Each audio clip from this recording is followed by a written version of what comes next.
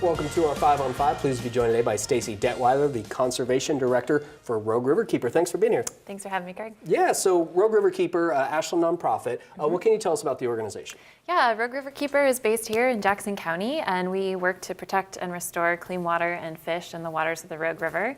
And we've been working on a lot of issues that face the health of the Rogue, including the Jordan Cove LNG project, pretty much since day one, the past 10 years over the life of this project. Wow, okay, yeah, and so you saw, and our viewers saw, we had Pembina here yesterday, obviously wanted to get the other side for the balance of this clearly controversial issue.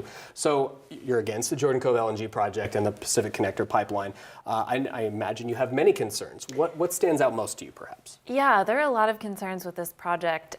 It's the third time in 10 years that we've seen the project being proposed and was actually denied. The Federal Energy Regulatory Commission denied this project back in 2016 based on the impact to landowners not outweighing any potential benefits of the project. And we're really concerned about the impacts to our waterways, our clean water, our drinking water, iconic salmon that live here. The project has the potential to impact the drinking water supplies of more than 100,000 Oregonians and would impact more than 485 waterways. Mm-hmm. And Pembina says more and more landowners are signing on since it's taken over the complete project. Is that a concern to you?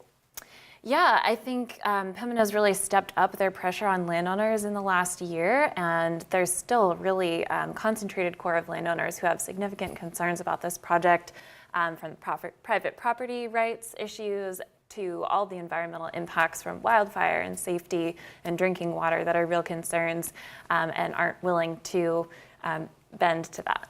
As many people know, and of course you do, that the proposed pipeline will go through several southern Oregon counties. Pembina here yesterday says it would immediately, if it goes through, immediately become Jackson County's largest corporate taxpayer at more than $5 million a year.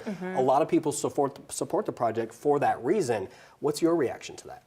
Yeah, well, I think seeing the Jackson County commissioners come out again in opposition to the project is really telling. And I think the number of community members here, real Oregonians who are based here in Southern Oregon and across the state, who have stepped up, and more than 3,000 folks showed up to Department of State Lands hearings. We had 40,000 comments coming in opposition largely to the project, to the Department of Environmental Quality for their permit, and more than 50,000 comments to the Department of State Lands. Really shows that there's so much opposition from our communities here. Okay, and do you think the governmental agencies, like FERC and Department of State Lands, do they take that into account? Does that matter in the end to these agencies? Absolutely, yeah. I think it's really important, and that's been a huge increase in the number of folks who are getting involved. I think as the project, it's been a long process, right? We're on year 10 plus on this. Folks are really hearing about it and really growing concerned, not just here, but across the state about the impacts it could have. Okay, we're gonna take a quick commercial break. Much more in just a moment. Stay with us.